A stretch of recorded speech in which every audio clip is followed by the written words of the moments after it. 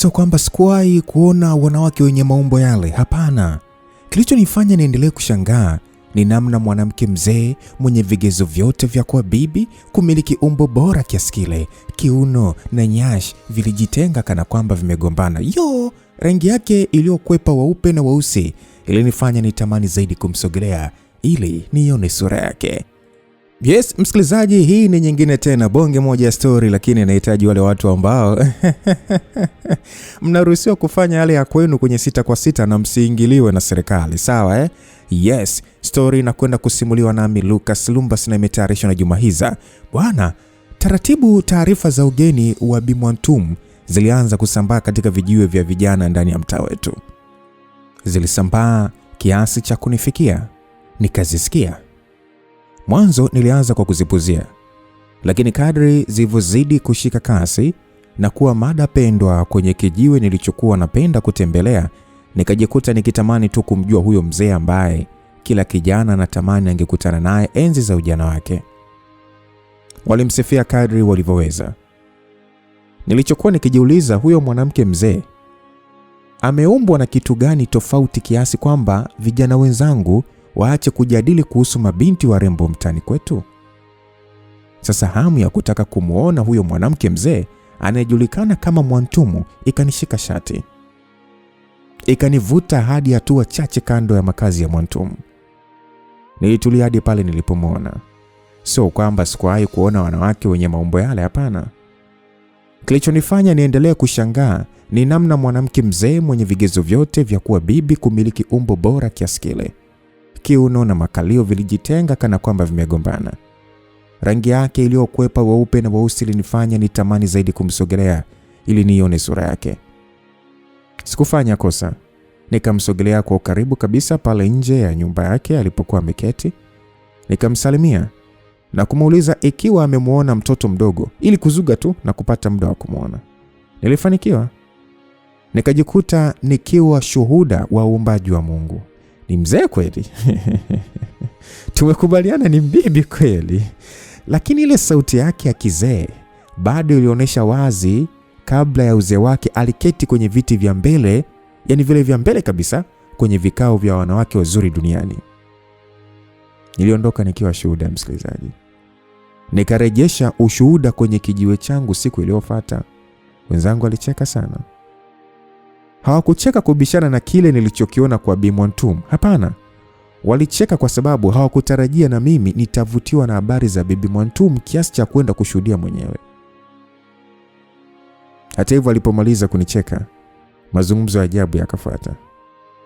Rafiki yangu anayeitwa Chakupewa aliweka mpango mezani kama masiara vile. Chaku alisema anataka amtupie swaga Bi Mwantum na ikiwezekana auone uzuri wa mwanamke huyo bila nguo. Sisi tukacheka. Tukaweka mpango huo katika kabati la utani. Sasa kwa Chakupewa haikuwa hivyo. Mimi niliendelea kumfuatilia Bi Mwantum kila nilipokuwa napata nafasi. Nilisha kumtazama tu. Sikutaka kuvuka mstari huo, kwani tayari nilikuwa kwenye mahusiano, na hata kama nisingekuwa nayo, ingekuwa ni ngumu sana kumtamani mwanamke mzee kama Bibi Mwantum. Wakati nikiwa katika mazoea yangu ya kwenda jirani na kwa Bi Mwantum kumtazama tu, siku moja niliona gari jeusi ambalo nikiwakilishi tosha kuwa mmiliki wake aliyefika na kuegesha hilo gari nje ya nyumba ya Bi Mwantum ni mtu tajiri. Nilitulia hapo mpaka ambapo nilimuona Mwantum akimfukuza mtu huyo, tena kwa hasira kali sana. Nilimuona mtu huyo akijitahidi kuomba msamaha, lakini Bi Mwantum alikuwa mkali sana. Bwana mwenye gari hakuwa mtu mzima, hata kijana tu. Ni kama amenipita mimi basi ni mwaka mmoja. Yani tuseme hapo amenizidi mno ni miaka miwili. Yani ndo amenizidi sana miaka miwili. Kijana wa watu akaingia ndani ya gari na kuondoka zake. Bi Mwantum akarejea nyumbani kwake. Sasa mimi nikaondoka zangu kuelekea kijiweni nikiwa na tukio la kuhadithia. Nilifika kijiweni, maongezi niliyoyakuta hapo yakanifanya nipuuzie nilichotaka kusimulia. Nikajikuta nikitekwa na mazungumzo niliyoyakuta.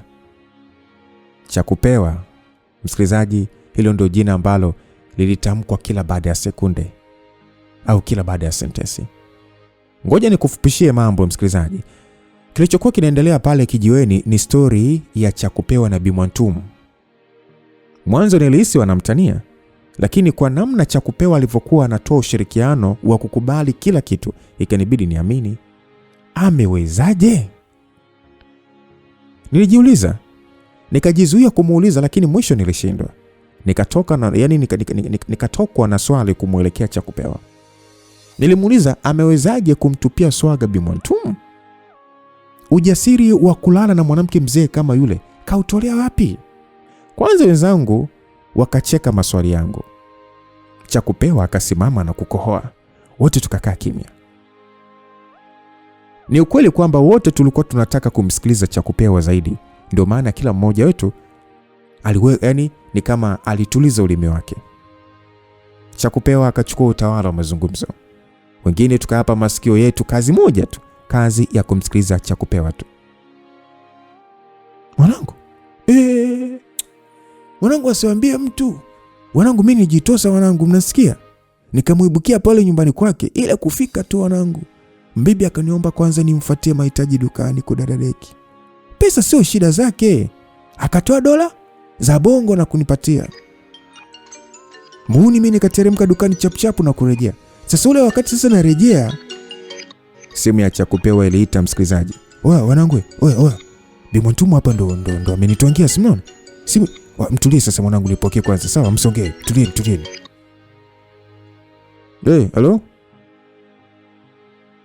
Ndio. Sawa, nitakuja. Ile siku nilikuja saa 3 usiku. Basi nitakuja muda huo. Baada ya kusema hivyo, alikata simu, akatazama, akaonesha menu yake tu. Niambia sasa nilishia wapi? Tukamwambia wakati unarejea sasa kutoka dukani. Sasa bwana, mimi nafika tu kwake, namuona bibi anatoka bafuni. Kanga moko mwilini wanangu. Nyesi mnaelewa namna kiuno na nyashi yake jinsi ilivyokuwa na ugomvi. Vinajitenga. Bibi akanikaribisha ndani, nikakaribia. Akaingia ndani, alipotoka kavaa tayari. Bwana mimi nikajikaza wanangu. Nikajikaza yani kwanza nilizungumza mawili matatu pale.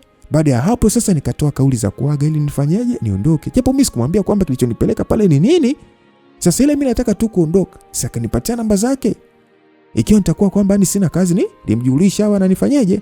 Aliniagiza bidhaa dukani. Wanangu mimi nikafanyaje, nikachukua namba. Usiku wa siku hiyo sasa mimi nikiwa nyumbani sasa mimi nikatupa swaga. Namna nilivyomuelewa. Kama zali wazee. Bibi akaniambia niende kwake usiku huo. Anataka nizungumze hayo mbele yake huko ananiona. Basi sisi waungwana tukamuuliza Chakupewa kwamba kwa hiyo ikawaje sasa? Sasa wanangu, hivi nafikiri mimi ningekuwa na namna zaidi ya kukusanya mbarega zangu na kwenda kwake. Nilijikaza kiume wanangu, nikamuibukia kwake. Akanitaka sasa nirudie yale niliyosema kwenye simu. Wanangu, nilijikaza tena nikarudia. Bwana we. Bibi si asinivutia chumbani. Akanitupa kitandani. Akanisasambua nguo zangu. Ndani dakika tu nikawa mtu mwanangu. Akaniambia sasa nimtoe za kwake. Nikamtoa mwanangu. Hapo tayari sasa hadi mnara wa Voda mwanangu umesimama tayari kusambaza mtandao wa 5G. Oya kiuno cha ule mzee jamani ni nyuki. Yaani ni hivi. Humu tu.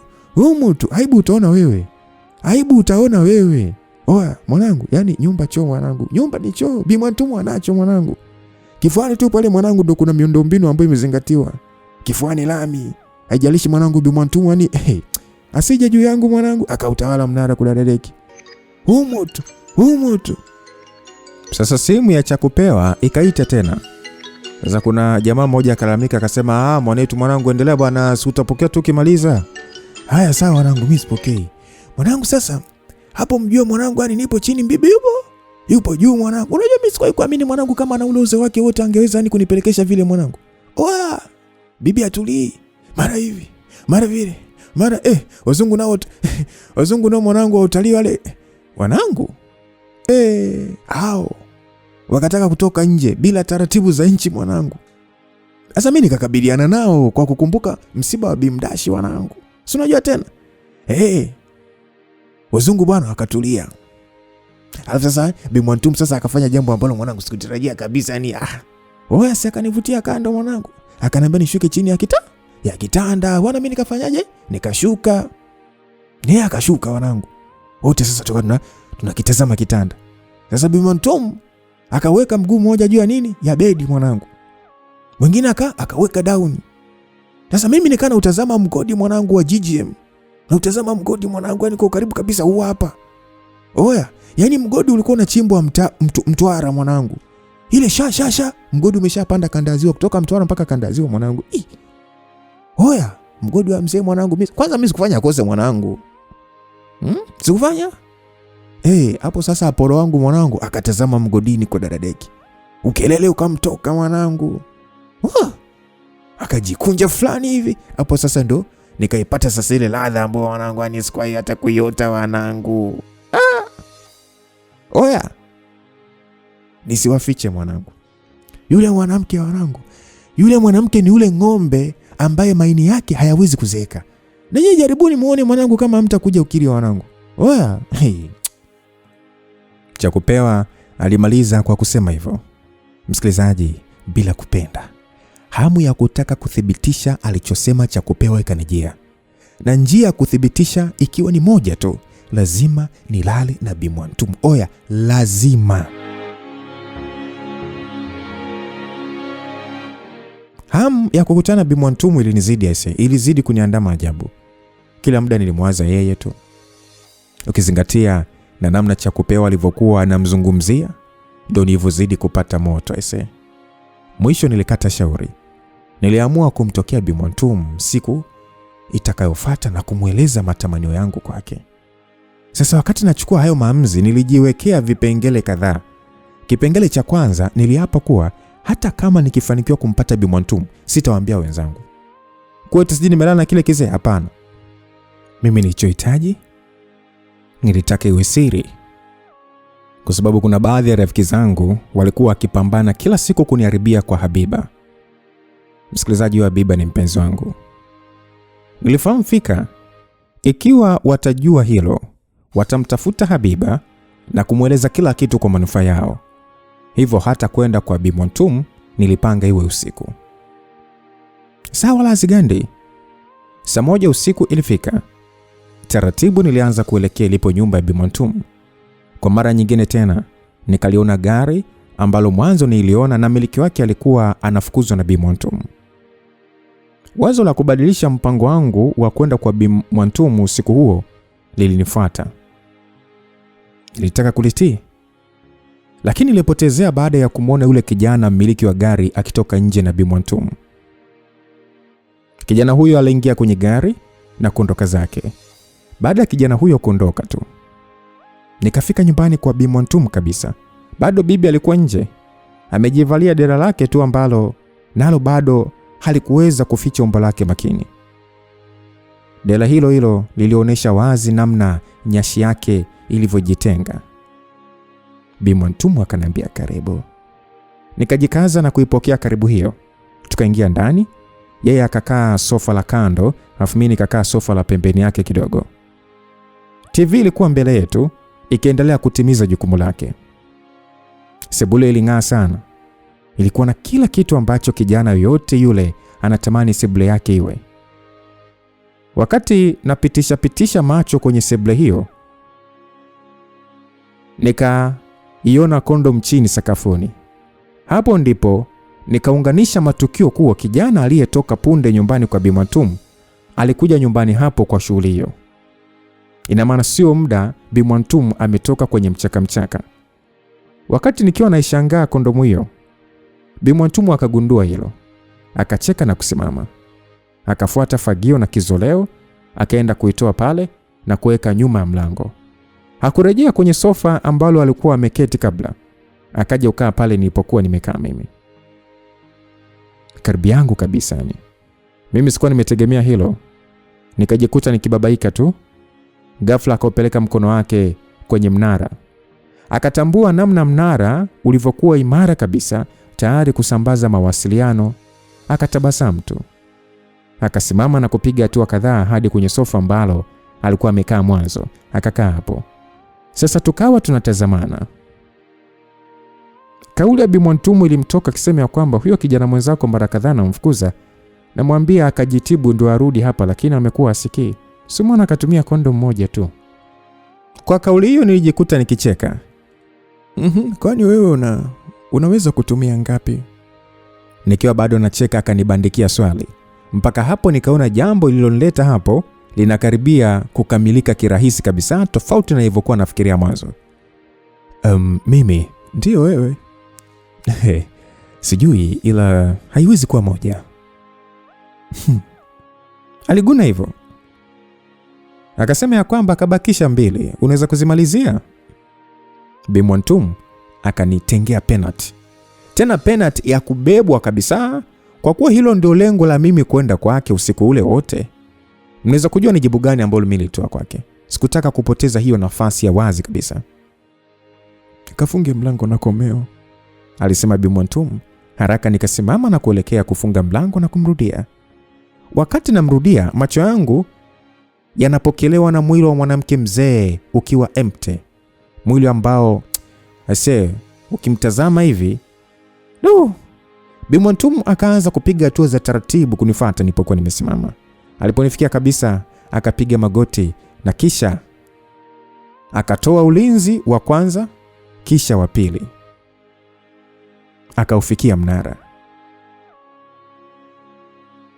Kwa mara ya kwanza katika maisha yangu, mnara wangu ukapitishwa katika lami ambayo hadhi yake mdomoni ni kutambua ladha ya chakula. Nijikuta nikitokwa na makelele tu. Afu kwa bahati tu sauti ya runinga iliyotolewa nje na sabufa ilisaidia kuzuia sauti yangu kutoka nje. Hakuishia hapo. Lami ikapitishwa hadi kwenye yale mayai ambayo mara zote natembea nayo. Alifanya hivyo kwa dakika kadhaa. Kisha akanichukua na kunikalisha kwenye sofa. Hapo akasogea kando na akachukua ndomu nyuma ya sofa, akaifungua alafu akanivalisha. Kisha akaniambia usiniangushe. Nikiwa nasubiri nini kinafuata, mbibi akajiweka juu yangu. Mnara ukapotelea mawinguni. Mbibi akatokwa na ukelele kana kwamba amejikata. Alingangania na kuanza kuiga tabia ya chura. Ni mimi na yeye ndio tulikuwa tunajua zile kelele zetu zilikuwa zinafukuza ndege katika shamba gani la mpunga. Tulifanya hivyo kwa dakika fulani. Kisha akashuka na kujiweka katika sofa. Afu mdo sasa kiuno alikuwa amekitelekeza amekitelekeza chini kabisa. Hapo nilikuwa ni mimi na mawingu. Nyama za nyashi zikinitazama. Hakuna lingine. Nikautosa mnara wangu mawinguni, ukapotelea huko. Nikaanza kuutafuta kwa nenda rudi za haraka. Mbibi acha aanze kutokwa na matusi. Sijui alikuwa ananitukana mimi kwa kuingilia mawingu yake kwa fujo na kasi kiasi kile, ama alikuwa anawatukana walinzi wake walioshindwa kabisa kuvumilia na kujikuta anavamiwa kiasi kile. Nilimudu kusoma mnara wangu mpaka hapo nilipofanikiwa kuupata. Kichwa changu ambacho hakina macho kilitapika. Na Bi Mwantumu akasema asante. Alisema Bi Mwantumu wakati huo tayari ameushika mnara wangu tena. Anausafisha kwa lami yake. Hana kinyaa kabisa. Ghafla tena mnara ukarejea tena katika uimara wake. Akainua macho na kunitazama na kisha akasema ulikuwa wapi siku zote wewe kijana? Baada ya kusema hivyo akanichukua hadi chumbani kwake. Akanitupia kwa bed. Akarejea sebuleni kuchukua sasa ndomu iliyobaki na kurejea nayo. Akanivalisha tena. Awamu hii akaja tena juu yangu. Sijui ni aina gani ya nyongo huruhusu mtu kuzungusha feni kiasi ile. Mimi nao hakika kabisa kiuno cha yule mbibi hakikuwa na uhusiano wote na mfupa. Na kama huo uhusiano upo, basi ni hafifu na hauwezi kudumu kabisa. Ni nao huo wa hakika, msikilizaji, usinibishie mimi, si ndio nilikuwepo pale na Bi Mwantumu kitandani. Awamu hii nilijikuta nikilia mno. Sio kwa uchungu, bali ile ladha ambayo ilikuwa inapenya kutoka mnarani hadi kwenye ubongo wangu. Mbibi alipambana. Jini alitoka, lakini mganga alikuwa hoi kabisa. Bibi akajilalia huko anahema. Mimi wakati huu sasa nipo taabani. Nimeitandaza mikono yangu huku na huko kana kwamba nasubiria kusurubiwa. Kwa mara ya kwanza katika maisha yangu nikajikuta nikipokea heshima ambayo imegusa vyema mifupa yangu ya hamu. Haya, niambie, ulikuja kufuata nini kwangu?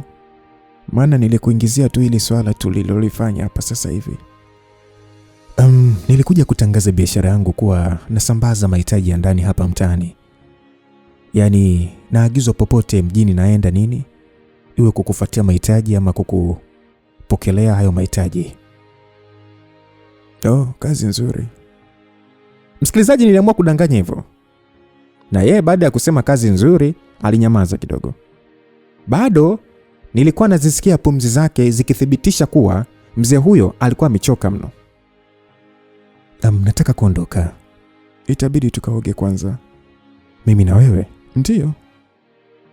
Basi nilienda kuoga na Bi Mwantum, au tuseme tu nilikwenda kuogeshwa na Bi Mwantum baada ya shughuli nzito baina yetu.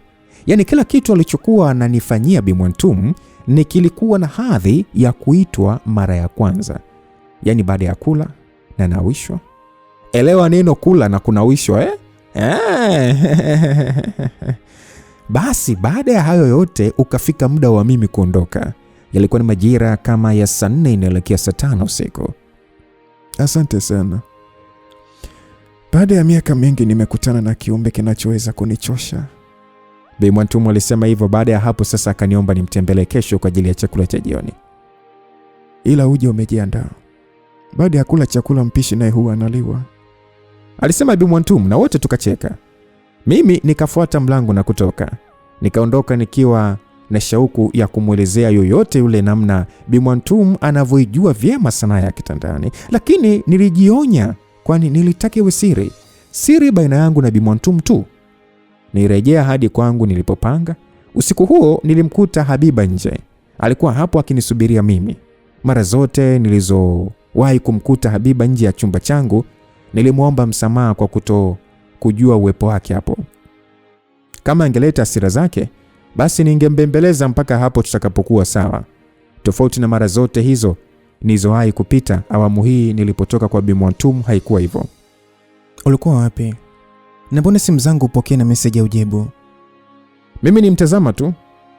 Nikatoa funguo na kufungua mlango, nikaingia ndani na yeye akafuata. Ndio maana mimi nataka unipatie na mimi funguo. Lazima leo ufanye hivyo. Mimi siwezi kuja na kukaa nje kama mgeni. Habiba alizidi kulalamika. Bado niliendelea kutokujali kauli zake. Nilipunguza nguo na kujitupa kitandani. Sio siri, nilikuwa nimechoka. Nimechoshwa na mbibi. Hivyo ni bubu au? Jamani, si hata wewe unaona kabisa simu yangu ipo chaji. Niliacha chaji bwana. Nilijibu, akanyamaza. Akanitazama kwa muda kidogo na kutaka nimpe funguo moja. Chukua hapo. Nilimwambia, uwezo kukataa sikuwa nao, kwani kwa kiasi kikubwa nilikuwa nampenda sana Habiba. Raha za mbibi ndio zilikuwa zinanipa kiburi tu. Baada ya kuchukua funguo moja na kuiweka kwenye mkoba wake, akapunguza nguo zake zote. Akachukua kanga moja kati ya chache zilizokuwa kwangu, kanga ambazo yeye ndio amezileta na kuziacha hapo. Akajifunga kanga na kupanda kitandani, akanisogelea kabisa. Kwa mara nyingine tena, tofauti na tabia yangu, nikawa sina habari kabisa na Habiba ambaye nilihangaika kumpata. Sio kwamba Habiba sio mzuri, hapana. Kama ni shepu, Habiba alikuwa na umbo, sura na kila kitu ambacho kinahitajika kwa mwanamke ili awe mrembo alikuwa nacho. Kitendo cha mimi kutokushughulika naye kilichangiwa kwa 100% na kazi niliyotoka kuifanya kwa Bi Mwantum.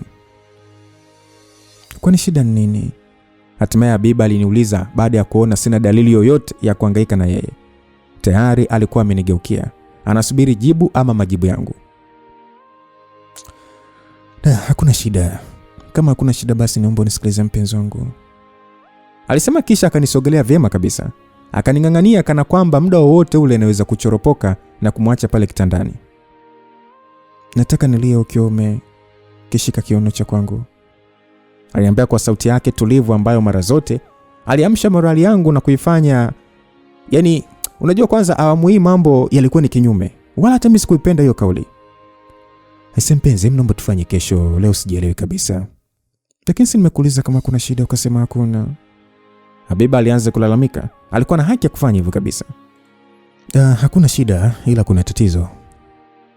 Ilinibidi nitafute njia nyingine ambayo itanifanya nieleweke kwa Habiba. Kuna tatizo gani mpenzi wangu?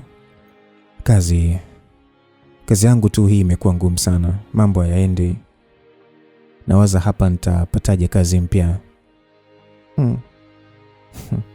Sasa hilo tu. Sikia, mimi nitaongea na Deti, yule rafiki yangu.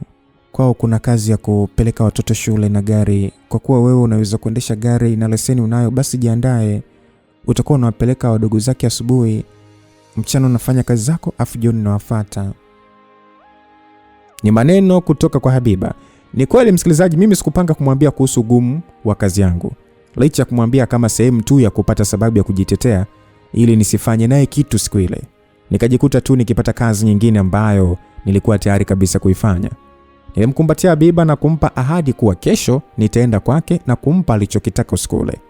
Mtoto wa watu akakubali. Usiku ule ukapita hivyo. Siku mpya tena, baada ya usafi wa chumba na mimi mwenyewe, niliongozana na Habiba kuelekea mtaani. Tukiwa njiani, tukakutana na Bi Mwantum. Ilibidi nisimame na kumsalimia. Alitikia na kumkata Habiba jicho kali sana. Habiba aligundua. Hata Habiba alipomsalimia, salamu yake haikupokelewa. Tulipofika mbele, Habiba akasimama, akageuka kumtazama Bi Mwantum. Hivi mama na mashetani?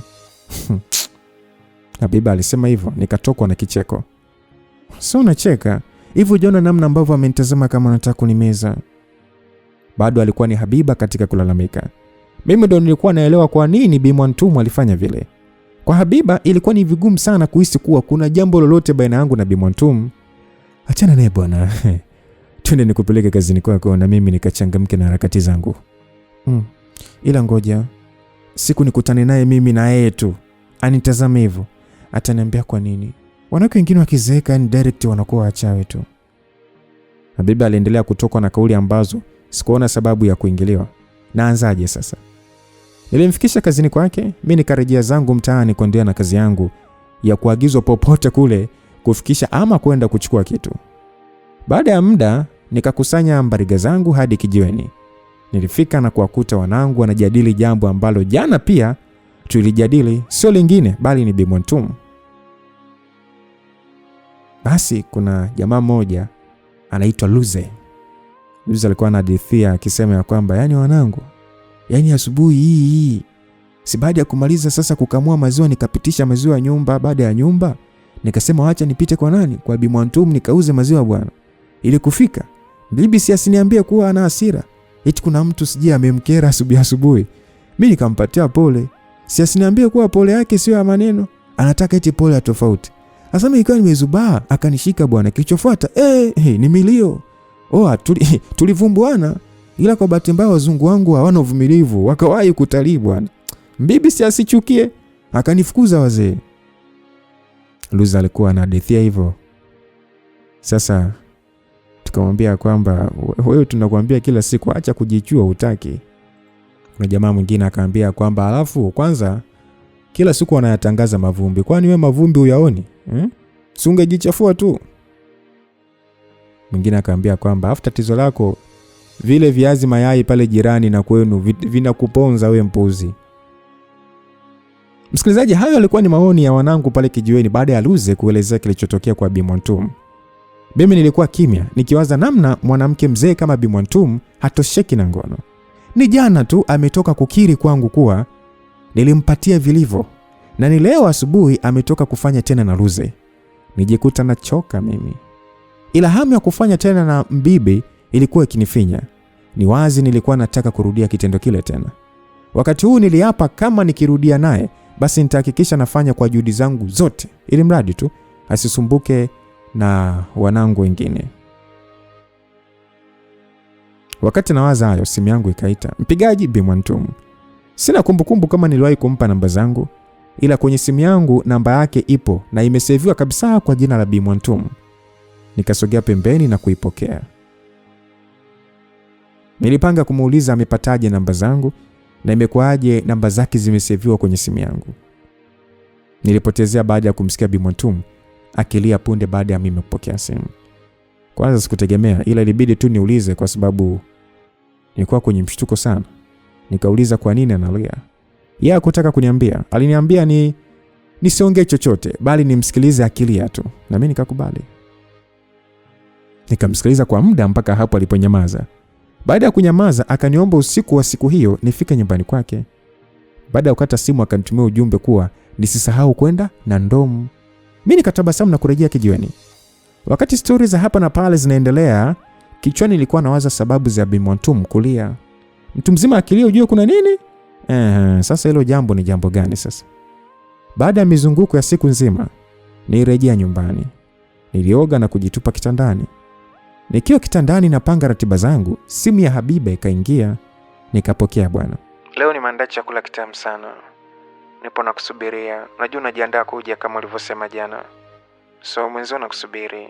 Alafu na ile kazi niliyokuambia nitakufanyia mpango kwa rafiki yangu Deti utaanza kesho. Kwa hiyo itabidi asubuhi tu tukiamka tunakwenda kwa kina Deti. Alisema hivyo Habiba. Akaniaga kwa kuniambia kuwa ananitarajia kuanzia muda wote na kisha kakata simu. Aise, kama ziliambizana hivi. Baada ya Habiba kukata simu tu, simu ikaita tena. Awamu hii mpigaji akiwa ni Bi Mwantum. Nilipokea. Hakuwa na jipya bali alinsisitiza nisichelewe sana kwani chakula kinaweza kupoa. Akaongezea kuwa ananihitaji mno usiku huo, pengine kuliko siku iliyopita. Nikaitikia tu na akakata simu. Nikabakia mimi kama mimi juu ya kitanda. Njia mbili mbele yangu. Kwa lugha rahisi sana ni kwamba nilikuwa njia panda. Njia moja kuelekea nyumbani kwa Habiba na nyingine ikiwa ni nyumbani kwa Bi Mwantum. Kote nilitamani mno kwenda, hasa kwa Bi Mwantum ambaye bado nilihisi nahitaji kupata yale niliyopata kutoka kwake. Habiba ni wangu tu. Nimefanya naye anachotaka, tukafanya mara nyingi mno na nimemzoea kwa kiasi fulani hivi. Kwa nini siende kwa Bi Mwantum? Kwa sababu huko kuna mapya. Hayo ndio alikuwa mawazo yangu mpaka hapo nilipokuja kukumbuka kuwa nje ya kwenda kwa Habiba kwa ajili ya mapenzi yetu, kulikuwa na issue ya kazi ambayo ni kweli nilikuwa naitaka mno. Kazi ya udereva, kupeleka na kurudisha watoto nyumbani baada ya kutoka shule. So nilitumia kama robo saa kutafakari njia ipi niipite. Mwisho niliamua kwenda kwa Habiba. Nilikuwa na uhakika kuwa kama sitaenda hatoshindwa kufunga safari na kuja nyumbani kwangu.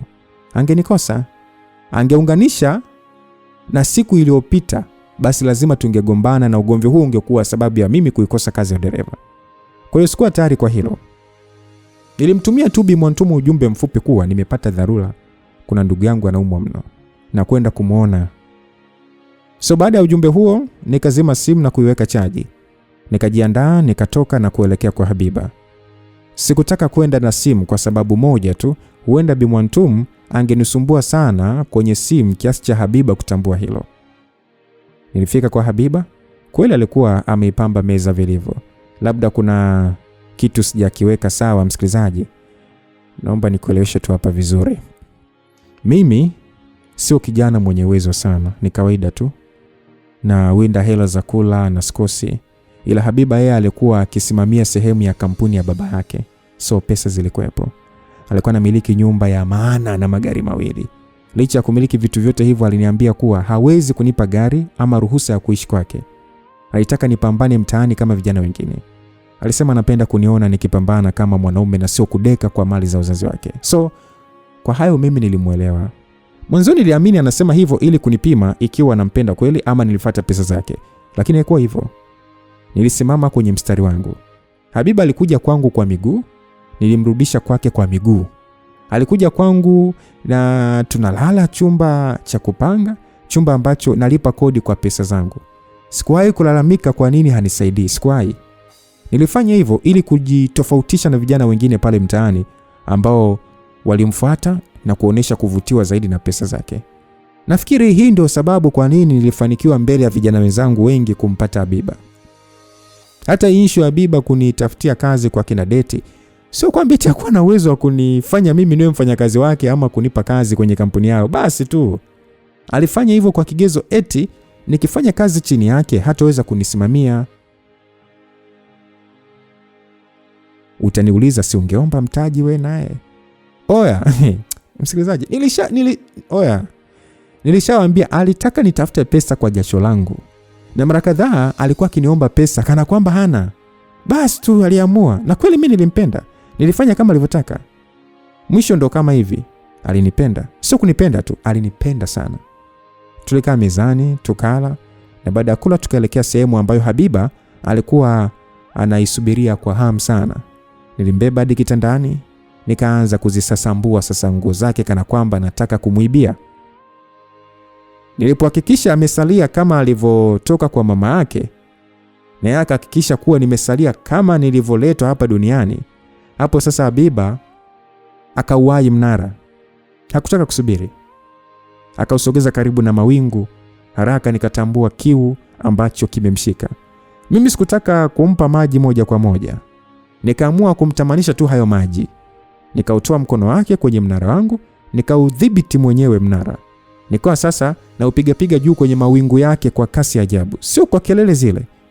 Mara sijeti aniombe msamaha, kisha nipe ahadi kuwa hawezi kwenda mbali na mimi, ili mradi tu hakuwa na uwezo wa kunyamaza. Nilifanya hivyo mpaka hapo haja ndogo iliposhindwa kuvumilia. Ikamtoka na kusalimiana na mimi. Baada ya hapo, bado sikutaka kuikata kiu yake haraka. Baada ya kumtamanisha maji kwa muda, sasa nikaamua kumlambisha maji kabla ya kumnywesha. Nikaanza kumlambisha kwa kuweka mnara wangu ndani ya mawingu yake na kuutoa. Mara kadhaa alikuwa akinilazimisha ni uweke moja kwa moja mnara mawinguni, lakini mimi sikutaka kufanya kama anavyotaka. Niliendelea kufanya hivyo mpaka hapo alipoanza kulia kana kwamba amefiwa. Hii ikawa ni sababu nyepesi ya mimi kuelewa kuwa kiu ilikuwa inakaribia kumuua. Sasa nikaamua kumpatia maji. Nikaweka mnara mawinguni. Akatokwa na ukelele kisha akanibana na miguu yake kwa nyuma. Sasa mimi nikabakia jirani na mawingu. Sikufanya hajizi. Nilipambana na mawingu yake kwa dakika kadhaa tu. Habiba akajikunja na kujifetua kwangu. Akabaki anacheka tu. Kicheko ambacho hata kama ni wewe ungetambua kabisa kilikuwa kina maana ya shukrani. Nilimtazama tu namna alivyojiachia kitandani. Yupo hoi, anapambana na pumzi zake bila mpangilio maalum. Alinikumbatia na kisha akasema nakupenda sana, asante kwa kila kitu. Aliniambia na mimi nikamwambia hivyo hivyo. Baada ya hapo wote tukajikuta sasa tunapitiwa na usingizi. Nilikuwa wa kwanza kurupuka asubuhi na mapema.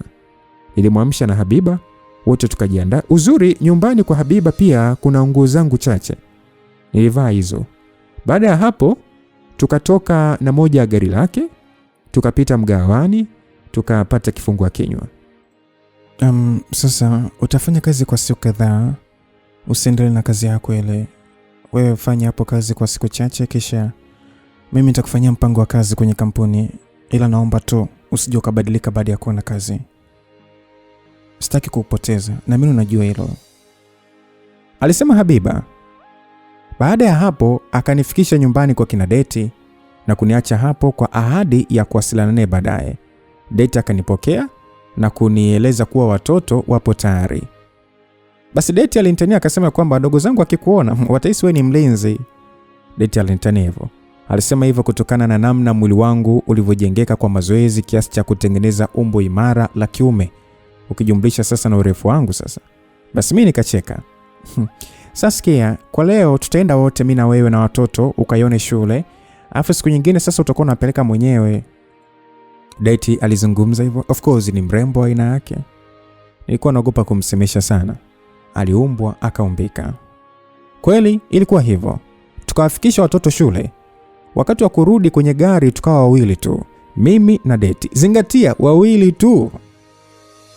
Mimi ndo dereva, Deti alikuwa kando yangu. Ilikuwa ni safari ya kurejea nyumbani. Muda wote tukiwa safarini, Deti alikuwa akinikata jicho la kuibia.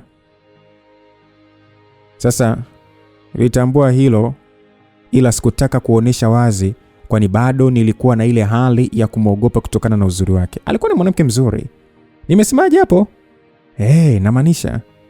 Baada ya mwendo fulani hivi, Deti akasema kuwa kama sina kazi, atanilipa pesa nje ya kazi yangu kwa kumpeleka kazini kwake. Ni jana tu Habiba aliniambia niachane na kazi yangu ya mtaani. Nifanye kazi kwa kina Deti wakati huo ananiandalia mazingira ya kuajiriwa kwenye kampuni yao. Kwa maana hiyo, issue ya mimi kumpeleka date kazini kwao ilikuwa ni kama kumsukuma mlevi hivi. Nilikubali. Basi date akasema ya kwamba mtaa wa Kusini ghorofani. Alisema hivyo, mtaa alioutaja sio mtaa wa kwenda kila mtu. Mtaa huo kila kitu kilikuwa bei ghali, kwani watu maarufu na viongozi wakubwa wa kiserikali ndio hupenda kutembelea huko. Baada ya muda mrefu nikapata safari ya kwenda mtaa wa Kusini, mtaa ambao maji ambayo unanunua mtaani kwenu 500 huko wanakuuzia kwa 3000 kuendelea.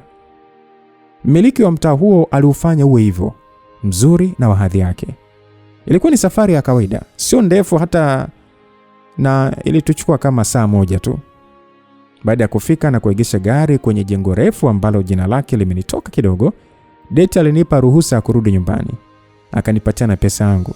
Sitaki kuitaja, ile ilikuwa ni nyingi msikilizaji. Nilikataa kupokea kwa sekunde kadhaa, lakini aliponing'ang'aniza sikuwa na namna, nilipokea. Nikarejea zangu mtaani kwetu. Nilirudisha gari kwenye jumba la kina date, mimi nikaelekea moja kwa moja nyumbani kwangu nilipopanga. Nilipotazama kwa jicho la siku si nyingi nitahama, niliamini punde baada ya mimi kupata kazi kwenye kampuni basi sitakuwa na sababu ya kuendelea kuwepo hapo tena. Nilitoa simu yangu chaji na kuiwasha. Jumbe fupi zilianza kuingia. Nilizipitia juu tu ambazo hazikuwa na mashiko. Nilikuja kutulia baada ya kuona jumbe moja ya mtandao wa simu, jumbe ya kupokea pesa. Ilithibitishwa kuwa nimepokea milioni 20 kutoka kwa Mwantum Chudi. Nilichoka. Milioni 20 kutoka kwa Mwantum. Wakati nashangaa ujumbe huo wa uthibitisho wa pesa, simu yangu ikaita, mpigaji Bi Mwantum. Nikapokea, nikijua wazi lazima nitapokea lawama. Nje ya lawama zake, nilikuwa na shauku ya kujua pesa zote hizo alizoingiza kwenye simu yangu ni za nini? Ujambo. Ni sauti ya Bi Mwantum, sauti ya upole kabisa, sauti ambayo sikuwahi hata kusikia kabla. Sijambo.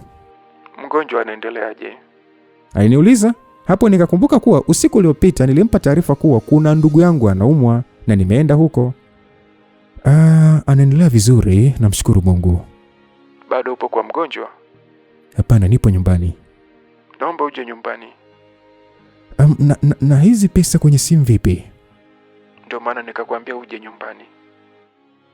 Msikilizaji, sikuwa na namna, nikakubaliana na Bi Mwantum kuwa nitaenda kwake. Sikupoteza muda. Nilitaka kutumia mchana huo kwenda kwake ili baadaye niwahi kwenda kuwachukua watoto shule. Niliambiwa natakiwa kuwepo shule kuanzia saa 9:30 jioni. Basi mimi nilifika kwa Bi Mwantum, akanipokea kwa upole vile vile. Akanichukua hadi sebuleni kwake, akanitaka nikae. Nikafanya hivyo. Nilitulia tuli. Mapigo ya moyo wangu ni shahidi wa hilo. Nilipata nafasi ya kutamba kwa utulivu wangu. Macho yangu yote nilielekeza kwa Bi Mwantum. Na sasa najua utakuwa unajiuliza sana kuhusu hiyo milioni 20 niliyoweka kwako. Jibu lake bado halijakamilika. Ila unaweza kuitumia vyovyote vile ambavyo unaweza. Bi Mwantum alisema hivyo. Sikusema kitu. Nibaki nikimtazama tu, pengine ni kutokana na jibu lake, jibu ambalo sikulitegemea. Unajua, baada ya yote niliamua kuwa mwanamke ambaye mwanamume yoyote yule anaweza kukishika kiuno changu. Toka ule usiku sijawahi kupenda kabisa. Ule usiku ndo uliamua mimi niwe Mwantum aina gani. Sijakuelewa. Huwezi kunielewa kwa sasa. Kivipi yani? Bado nikabaki kwenye njia ya maswali. Hakunijibu tena. Alisimama kutoka pale alipokuwa na kunifuata. Kama kawaida akaniambia kuwa anataka nimfanyie kile ambacho nilimfanyia siku iliyopita. Sikuwa na namna, nilifanya naye tena. Awamu hii nilifanya vyema licha ya kutoka kulala na Habiba usiku uliopita. Hata mimi nilijishangaa kiasi. Kuna wakati nikikumbuka namna niliweza kukisumbua kile kitanda cha Mwantum, basi na usifia ukongwe wa yule bibi. Nyakati fulani nitamani kushuhudia ujana wake. Kwa kuwa nilipata kazi ya udereva, nilimwambia kuwa anatakiwa kwenda kazini. Aliniruhusu. Lakini awamu hii kabla ya kuniruhusu aliniambia kauli ambayo sikuitarajia. Alinishika mikono yangu miwili na kunitazama kwa macho upole mno. Najua mimi ni mzee. Naelewa kuwa huwezi ukajivunia mimi mbele za watu, bali hapa chumbani tu. nafahamu utakuwa na uhusiano na mwanamke wa rika lako, ila usinitelekeze. Mimi sikuwahi kupenda ila kufanya ngono tu. Mara hii nimekupenda wewe. Nilitikisa kichwa kuashiria na muelewa. Lakini kikweli msikilizaji, aliniachia jambo la kuchangamsha akili yangu. Kupendwa na mwanamke mzee kama Bi Mwantumu. Hapo kwanza nikawaza kitu kimoja. Atanipendaje wakati huo vijana wenzangu watakuwa wanakula napokula? Nilijisemea kwamba huyu bibi atataka tuwe wapenzi, mimi siwezi. Nikajiuliza ya kwamba na kama huwezi, kwa nini sasa umelala naye mara mbili sasa? Nijiuliza hivyo nikapuuza tu bwana. Kwa kuwa kama ningeamua kutembea, ingekuwa ni ngumu kuwahi. So ilinibidi nichukue bodaboda hadi nyumbani kwa kina Deti. Nilichukua gari na kwenda kuwachukua watoto. Nikawarudisha nyumbani. Sasa ujumbe mfupi wa Habiba uliingia katika simu yangu. Ulikuwa ni ujumbe wa kwenda nyumbani kwa Habiba usiku wa siku hiyo. Mimi nilitabasamu. Tunifahamu wazi kile nilichokifanya kwake usiku uliopita kilimshika vyema kabisa. Sikuwa na hamu ya kulala na mwanamke. Tayari nilishazitoa kwa Bi Mwantumu. Nijiapiza kuwa usiku huo ningesingizia kitu chochote ili mradi tu nisifanye kitu na Habiba. Tofauti pekee ambayo nilikuwa naipata kwa Habiba na Bi Mwantumu ni ufundi wa Bi Mwantumu kuwa na viwango sana. Yaani Bi Mwantumu alikuwa ni wa viwango sio vya nchi hii. Tofauti nyingine ni kwamba kwa Bi Mwantumu nilikuwa nikitumia ndomo, tofauti na hapa kwa Habiba ambapo michezo yote nilikuwa nacheza peku. Niliuamini uwanja wangu wa nyumbani. Tayari nilishaegesha gari sehemu sahihi nyumbani kwa kina Deti. Nikaaga. Wakati naondoka, Deti naye alikuwa anarejea nyumbani kwao. So tulikutana getini. Deti aliwahi kunisemesha akasema kwamba ndio naondoka. Nikasema ya. Sasa kesho si ni Jumamosi. Madogo hawa hawaendi shule. Kuna sehemu nitaka unipeleke. Ni nje ya kazi yako lakini so nitakulipa. Usijali kuhusu pesa, ondoa shaka kabisa, wala hata haina haja kunilipa. Mimi nitakupeleka tu. Ila kwani wewe hujui kuendesha gari? Mimi naogopa. Na ulivodeka, basi sawa, mimi nitakuja kesho hiyo saa utakayosema. Bwana njoo nyumbani saa 12 asubuhi. Basi tumekubaliana hivyo. Tukaagana, mimi nikielekea nyumbani kwa Habiba. Nilifika kama kawaida yake, akanipokea kwa maandalizi mazuri sana mezani. Tulikula na baada ya kula tukaelekea kitandani. Nashukuru hata tulipofika kitandani Habiba hakuonesha kunihitaji sana. Leo nataka tuongee jambo ambalo mara nyingi tumekuwa tukiliongea bila suluhisho. Huu ni wakati rasmi wa mimi na wewe kuoana. Baada ya wewe kupata kazi tu wiki ijayo itabidi tufunge ndoa. Hata mimi natamani sana kila mtu ajue kuwa mimi ndio mume wako. Tulizungumza mengi na mwisho tukakubaliana kuwa miezi 3 ijayo lazima tufunge ndoa. Kabla ya hiyo miezi 3 sasa. Okay, msikilizaji, kwa kuwa siku iliyofuata ilikuwa ni Jumamosi, Habiba hakuwa na ratiba ya kwenda kazini. Aliniweka wazi kuwa siku hiyo hatakuwepo nyumbani, bali atakwenda kukutana na mama yake nyumbani kwao kwa lengo la kumgusia juu ya issue ya yeye kufunga ndoa baada ya hiyo miezi 3, kisha mama yake ataongea na mzee wake. Kwa kuwa sasa mimi nililazimika kumsindikiza Habiba nyumbani kwao, alinitaka nivae suti nyeusi ambazo alinipatia kama zawadi asubuhi hiyo. Nilimtumia Deti ujumbe kuwa ningechelewa, hivyo kama kuna uwezekano afanye namna atafute tu dereva kisha mimi nitaenda kumchukua. Alikubali. Sasa mimi na Habiba tukaelekea nyumbani kwao. Nisiwafiche. Kwanza, kwa nini wafiche jamani? Hapana. Ile suti nyeusi ilinikaa vyema. Mwili wangu uliojengeka vyema kwa mazoezi ukijumlisha na weusi wangu na huu urefu. Yaani nilijikuta ni kama li mwana mitindo fulani hivi la kimataifa. Nilipendeza sana. Kwa mara ya kwanza nikajiona ikiwa nitazishika pesa, basi nitakuwa mwanaume wa ndoto za kila mwanamke anayependa mwanaume mtanashati na handsome kama wanavyosema watoto wa mjini. Tulifika nyumbani kwao, tukapokelewa vizuri kabisa. Kwa kuwa mazungumzo hayo kwa siku hiyo yalikuwa hayanihusu, niliomba ruhusa niende, yani niondoke na kurejea baadaye. Mama yake Habiba akasema kwamba wewe, mimi nakujua tu, wewe ni mwenzake na huyu. Alisema mama Habiba na kufanya wote tucheke. Habiba akasema kwamba jamani mama, mwache aende, siku nyingine atakuja tu atakaa. Mama Habiba akasema basi baba, karibu sana. Na wewe naye, mimi nikajua leo umeniletea mchumba. Yaani mnaendana sana. Hayo ndo niliokuwa nimebahatika kuyasikia wakati naondoka zangu nyumbani kwa kina Habiba. Kwa kuwa nilitakiwa kwenda kumfuata Deti, ilikuwa na maana lazima nipitie nyumbani kwao kuchukua gari na kumfuata, kwani nilikuwa na uhakika wa 100% kuwa lazima alirequest usafiri. Kweli ilikuwa hivyo. Kitendo cha mimi kufika nyumbani kwa kina Deti nikiwa katika muonekano ule, kwa mara ya kwanza niliitwa na baba yake Deti ambaye alikuwa anashinda nyumbani baada ya kuachia madaraka ya kampuni yake kwa mwanae mkubwa wa kiume. Babake Deti alisema kwamba kijana, leo umenionyesha upande wako wa pili, upo vizuri sana. Hivyo ndivyo mwanaume anatakiwa awe. Achana na wale matisheti yako makubwa na suruali kama msanii. Nilicheka na kumuonesha kuwa nimemuelewa alichosema. Mzee akasema kwamba Deti aliniambia kuwa utakuja kuchukua gari na kumfuata. Funguo zipo ndani ya gari unalotumia kuwapeleka watoto shule. Basi baada ya mzee kusema hivyo, nikalifuata gari na kuondoka. Kwa kuwa Deti hakuwa na ratiba ya kurudi nyumbani mapema, hata mimi mwenyewe nilikosa sababu ya kwenda alipoenda mapema. Sikutaka kwenda huko na kuanza kumsubiria. Ilinibidi nipitie kijiweni kwa wanangu nikiwa ndani ya ndinga kama kawaida. Sio watu wa kukosa maneno. Akaanza, mwanetu vipi aisee? Umewapa wakulu damu zao nini? Mwingine akasema kwamba au umekutana na ule Viki mtoto pekee kwenye familia ya kitajiri. Basi bwana, mimi sikutaka mazungumzo kunihusu yaendelee. Niliwaambia tu nimepata kazi sehemu, so amenipa na nguo basi. Hivyo hamna cha kwangu hapa kuanzia suti hadi gari. Kuna jamaa mmoja akasema kwamba sema kama umewaka sana mwanangu. Yaani hapo mwanangu ukapita mtaani unawakamata watoto wote wa mtaa. Na sisi tunabaki tu na sabuni tu tufue ngozi vizuri mwanangu. Tulicheka. Mwingine akasema kwamba kweli kaka, yaani hapo mwanangu sasa upate sasa gym ya kisasa. Yule mtoto akishua Habiba anakulilia wewe tu. Oya wanangu, hebu acheneni kwanza na hizo mambo.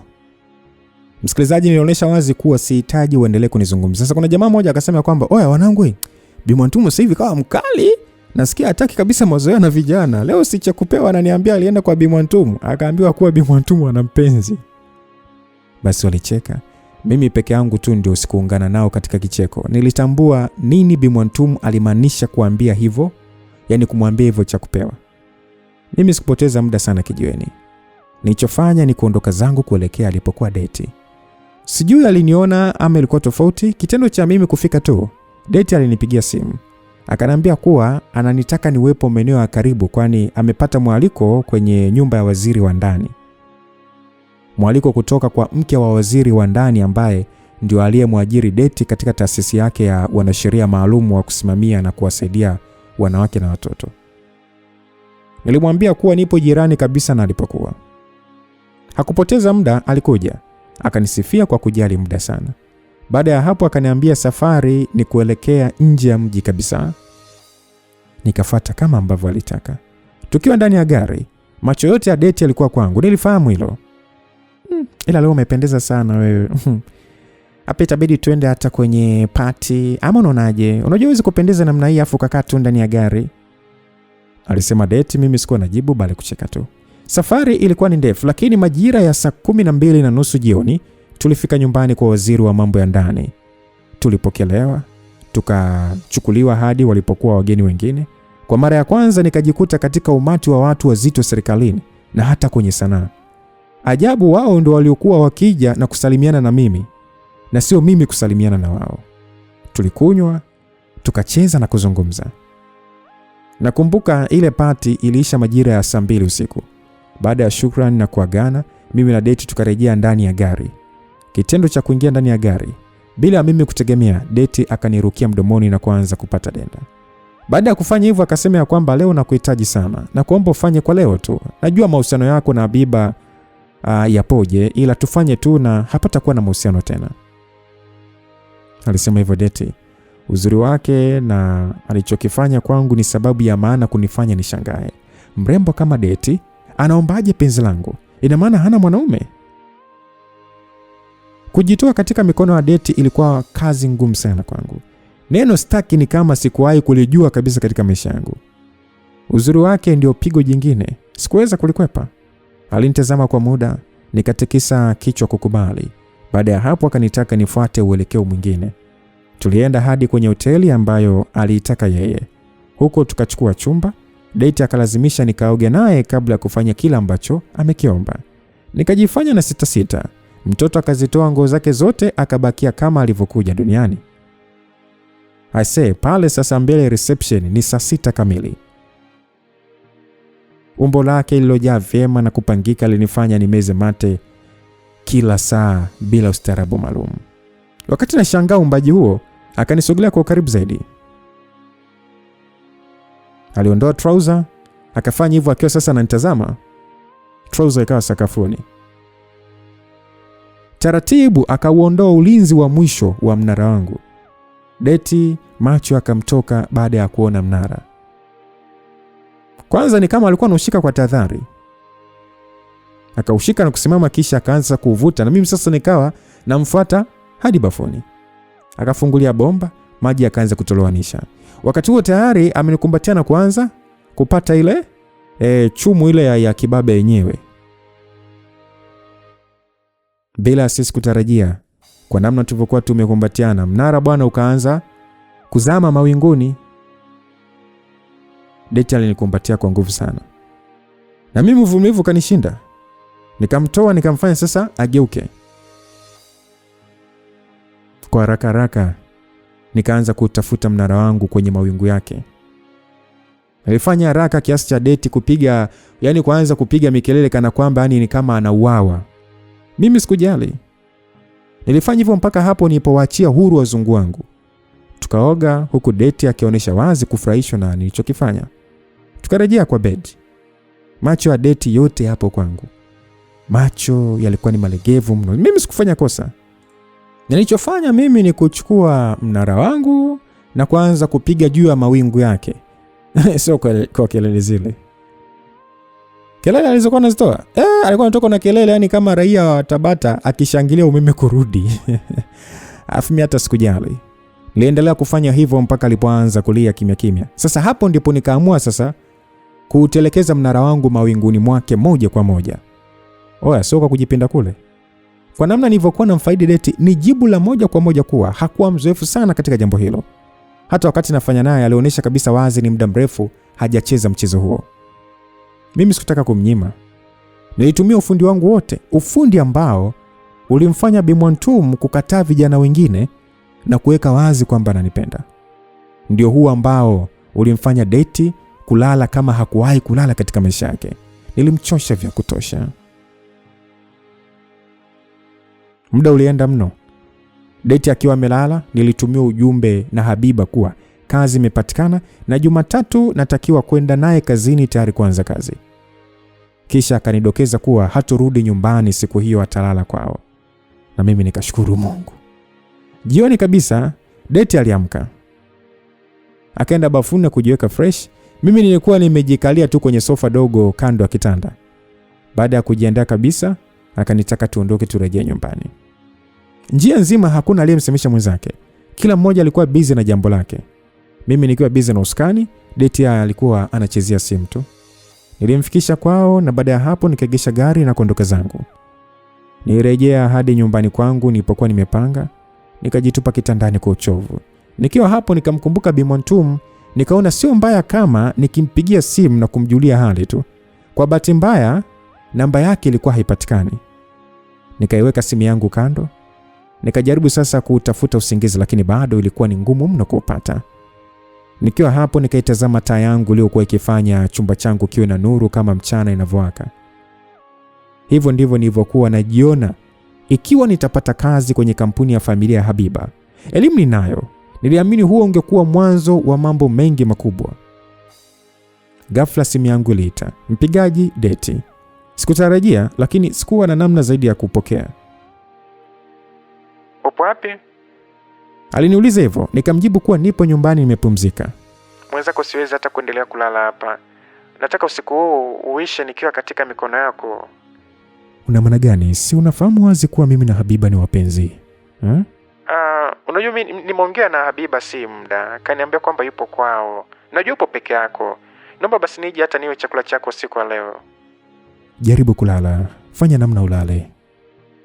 Bwana mimi nipo nje ya nyumba yetu. Tayari nimerequest usafiri. Naomba basi unielekeze kwako tu, nakuomba wewe mkaka.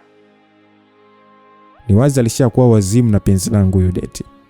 Hapo wanaume wengi hatuwezi kuchomoka. Kwa hiyo nikamuelekeza bwana.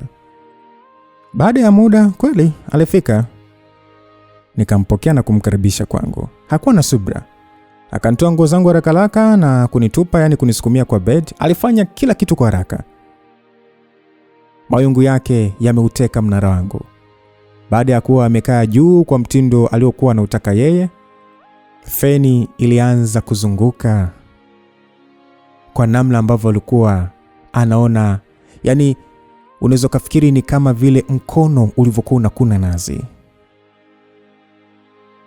Nadhani utakuwa unaelewa mkono unavyokuwa unakuna nazi, ile unaenda mbele unarudi nyuma, ndivyo ambavyo alikuwa anaenda yeye. Raha ya ajabu ilipenya katika mishipa yangu yote ya starehe. Nijikuta nikishindwa kuvumilia kabisa. Mwanaume nikaanza kulia. Yaani kama mimi ndo mdada sasa. Deti alifanya hivyo mpaka alipohakikisha kuwa amewatapisha wazungu wangu. Baada ya hapo akaniomba sasa nifanye kama sitowahi kufanya tena. Sikuwa na namna. Wakati huo na mimi sasa nishapata moto. Nikaamua kile kifo cha ule mdudu ndo itabidi kionekane hapa. Nikaishika shingo yake kikatili sana, kama vile nataka kumnyonga fulani hivi. Nikaanza kushusha mapigo ya mwendo pole lakini mazito mno. Sina uhakika nini kilitokea, lakini Deti alifanya mkunjo mmoja kana kwamba anabadilika na kwenda kuwa zombie. Alafu akajifyatua kutoka kwangu na kuanza kucheka.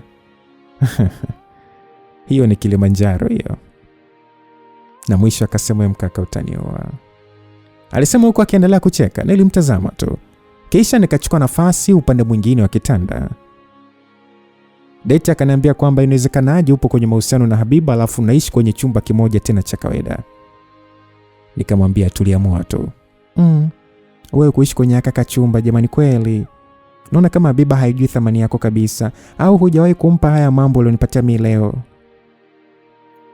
Bado ni Deti alikuwa ametawala namna hiyo kwenye upande wa mazungumzo, na mimi sikumjibu chochote. Nilichagua kubakia kimya tu. Unajua mimi hapa sasa itabidi nirudi tu nyumbani. Nitaenda kuoga kwetu. Kama utahitaji nyumba hii niambie, mimi nipo tayari kukupatia. Alisema Deti kisha akajiandaa. Nikamsindikiza hadi nje ambapo tayari usafiri wake wa kurequest ulikuwa umeshafika. Akapanda na kondoka zake. Wakati narudi ndani, nikaikuta simu yangu ikiwa inaita. Nikaipokea. Mpigaji alikuwa ni Chakupewa. Nikamwambia kwamba oya, vipi? Akasema kwamba kaka uko wapi wewe? Nikamjibu kwamba nipo kwangu. Kwako mpaka sasa hivi unafanya nini wewe? Vijana wenzako tupo hapa kwa Bi Mwantumu. Msikilizaji, hii kauli ya Chakupewa ikaniweka matatani. Vijana wenzangu wapo kwa Bi Mwantumu. Tena usiku huu wanafanya nini? Nikawaza huenda wanafanya kila ambacho na kifuata kwa bibi huyo. Sasa nimuuliza kwamba mnafanya nini huko? Chakupewa akasema kwamba wewe jamaa mwanangu upo nyuma sana. Vijana wenzako hapa tumepata pigo mwanangu. Nikamwambia Chakupewa, hebu acha basi bangi zako. Ongea basi nikuelewe. Sikia, Bi Mwantumu amefariki mwanangu toka saa 12 jioni. Wewe hujui? Ndio tupo hapa mwanangu tuandaa mazingira ya kesho. Si unajua tena dini yake haina masiara, mapema sana kesho anastiriwa tu. Ni taarifa kutoka kwa Chakupewa. Taarifa ya msiba. Aisee, nilichoka. Taarifa ya kifo cha Bi Mwantumu kilinigusa mno. Nijikuta nikilia bila ya mimi mwenyewe kufahamu kama nalia. Sikutaka hata kuingia bafuni kujisafisha licha ya kutoka kufanya mapenzi na Deti. Nilichofanya ni kuanzisha safari ya kwenda nyumbani kwa Bi Mwantumu. Nilifika na kuungana na vijana wenzangu. Tulisaidiana majukumu ya hapa na pale mpaka asubuhi.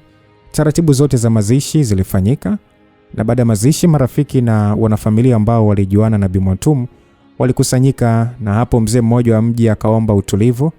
Alisema kuwa alizungumza na Mwantumu nyakati za mwisho za uhai wake.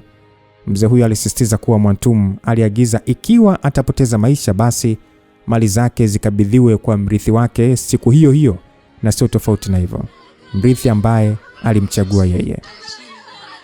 Jamani, basi tuendeleeni kutulia kidogo. Jamani huko nyuma, hebu acheni basi kelele kidogo. Jambo tulivyoeni. Naenda kumtaja mrithi wa nyumba ya Mwantum pamoja na biashara zake chache. Basi msikilizaji, kweli watu wakatulia kusikiliza. Wakati huo sasa mimi nimetulia kando ya kivuli cha mti na wanakijiwe wenzangu tukijadili tu namna fundi wa kitanda alivyoponyoka duniani ghafla. Aisee, jina langu likatajwa. Nikatajwa kama mrithi wa mali zote za Bi Mwantum. Hapo sasa nikaunganisha na kile kitendo cha Bi Mwantum kuniwekea kiasi cha milioni 20 kwenye simu. Nikajibandika swali ya kwamba ina maana alijua na kwenda kufa. Baada ya watu kufahamu mrithi, hapakuwa na jingine. Kwa kuwa Bi Mwantum hakuwa na ndugu kabisa pale mtaani, tuliobakia ni mimi na wanakijue wenzangu pamoja na mzee wa mji ambaye ndiye aliachiwa maagizo yote na Bi Mwantum. Vijana wenzangu hasa kina cha kupewa walikuwa kiniuliza imekuwaje Bi Mwantum aniachie mimi mali zake ikiwa sina mazoea naye. Walikuwa na haki ya kuuliza, kwani mahusiano yangu na Bi Mwantum yalikuwa ya siri sana, tofauti na wao ambao kila walipopata nafasi ya kukiona kitanda cha Bi Mwantum walikuja kijiweni na kutangaza. Mimi sikufanya hivyo. Mzee wa mji alinichukua peke yangu. Tukasogea pembeni kidogo. Sasa marehemu ndio ameamua hivi, kwa hiyo mimi sina maswali kwako bali ni agizo tu. Agizo kutoka kwa Bi Mwantum. Ni agizo gani hilo? Saa za mwisho za uhai wake alinifuata asubuhi na mapema nyumbani kwangu na kaniambia kuwa yupo tayari kuandaa urithi wa mali zake na anajihisi amani hata akifa ikiwa mali zake zitakuwa katika mikono yake. Nje ya hayo aliniachia hii kadi ya kumbukumbu. Aliniambia nikupatie, wewe utakwenda kuitazama nyumbani na nini. Msikilizaji, nilipokea kadi ya kumbukumbu na baada ya hapo akanielekeza hati za mali zilipo. Zilikuwepo ndani ya nyumba ya Bi Mwantum. Niliwafuata washikaji zangu na kuwaomba waniache nikapumzike. Wao wanaweza kuendelea na mambo yao. Nirejea nyumbani kwangu ikiwa ni siku nyingine kabisa. Sikuwa mchangamfu hata kidogo. Nijisemea kwamba ina maana aliposema ananipenda alimaanisha. Sasa ndio ashakufa lakini Basi mimi nikajitupa kitandani tayari kwa kulala ili kuupa mwili wangu nguvu, kwani usiku mzima uliopita nilikesha. Nilikuja kuamshwa na mlio wa simu yangu. Nikajiinua kivivu tu kitandani, nikachukua simu na kutazama jina la mpigaji. Alikuwa ni Habiba. Nikapokea. Hayakuwa mazungumzo marefu, bali alikuwa anahitaji nifanye namna nifike nyumbani kwao siku hiyo. Nikakubaliana naye. Kwa kuwa alitaka nifike jioni nyumbani kwao, tena alinsisitiza niende nikiwa nimeng'aa, niliamua kutumia pesa kutoka kwenye ile milioni 20 ya Mwantum. Nilitoka na kwenda duka la suti, nikajinunulia suti moja matata sana kweli, kisha nikapitia saluni, nikapunguza nywele zangu na kurejea nyumbani. Nilifanya namna ya kulihudumia tumbo langu, kisha nikampigia simu Habiba na kumweleza kuwa nipo tayari, kwa hiyo jioni ategemee tu ujio wangu nyumbani kwao. Basi tukazungumza kidogo kisha tukaagana. Jioni ilipofika, nilirequest usafiri hadi nyumbani kwa kina Habiba. Kwa mara nyingine tena, nilikuwa katika vazi bomba la suti. Nilipendeza kuliko ambavyo nilitarajia. Mama yake Habiba alionyesha wazi kunikubali sana. Baada ya salamu fupi tukaelekea mezani. Kabla ya kuanza kula, baba yake Habiba akawasili mezani. Alikuwa ni mzee. Nilipata kawasiwasi lakini nilijikaza tu. Baba yake Habiba alinikaribisha pale. Sasa mama Habiba akasema ya kwamba Habiba ametueleza mengi kuhusu wewe. Nafikiri umekuwa wakati mzuri sana wote kukaa meza moja. Basi mimi nilitulia tu. Na mzee inaonekana sasa ndo alikuwa anajiandaa kuzungumza. Kama ambavyo umekubaliana na mwenzako kuhusu ndoa, na sisi bila tatizo tumebariki hilo swala. Umri wa Habiba ni kweli unaruhusu hilo, na kwa kuwa ameonyesha wazi anakupenda, sisi kama wazazi tunajali furaha yake tu. Harusi ilikuwa ni mfanye baada ya miezi 3. Sisi hatuna tatizo, ila kama mtaona mfanye hivi karibuni basi ni jambo jema pia. Tupo pamoja na nyie. Alizungumza hivyo babake na Habiba. Msikilizaji, nisikufiche, Sikutegemea kama ingekuwa rahisi kiasi kile. Mzee hakuwa na maswali mengi kuhusu kazi yangu kama inavyokuaga kwa wazee wengi. Ni furahi, akafurahi, wakafurahi, wote tukawa katika furaha. Kwa hiyo sasa kazi utaanza Jumatatu.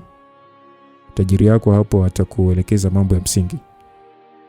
Baada ya baba yake kusema hivyo, nilitoa shukrani zangu nikisema ya kwamba asanteni sana wazazi wangu. Basi maongezi mengine yalifuata pale. Kiukweli wazazi wa Habiba walikuwa tofauti na nilivyowahi kuwafikiria. Ni waelewa, wanathamini kila ambacho kinampa mtoto wao furaha. Baadaye sana ilibidi sasa niondoke na Habiba kurejea naye nyumbani kwake. Wote tulikuwa na furaha sana kutokana na hii issue yetu ya kuoana kupita kwa asilimia kwa wazazi wake Habiba bila upinzani wote.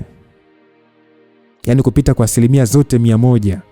Nakumbuka Habiba aliniuliza ikiwa naweza kupata ndugu walau wawili watakao kuja kama familia yangu katika siku ya ndoa yetu, kwani nilishawahi kumweleza ukweli kuwa sikuwa namfahamu ndugu hata mmoja, kwani mimi nilikulia kwenye kituo cha kulelea watoto yatima. Nilimhakikishia kuwa siwezi kukosa ndugu wa kuwa upande wangu siku ya ndoa. Sasa wakati wote huo mimi nilikuwa na jambo langu lingine kichwani. Nilikuwa natamani kumwambia Habiba juu ya mimi kupatiwa urithi wa nyumba na Bi Mwantum, ila nikakumbuka ile siku ambayo mimi na Habiba tulipishana na Bi Mwantum na hapakuwa na amani baina yao. Nikaona wazi Habiba atakwenda kasirika. Nikachagua kuwa kimya tu, nisimwambie elimradi amani baina yangu na yeye iwepo. Kwa hiyo tulipumzika. Siku iliyofuata ilikuwa ni Jumatatu ya mimi kwenda kazini.